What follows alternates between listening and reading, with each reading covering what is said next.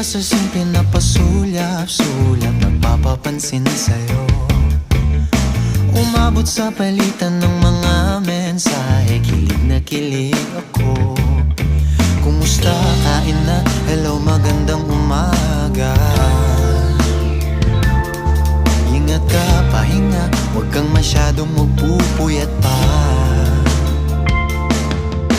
Naramdaman ng puso na dahan-dahan akong nahuhulog sa'yo.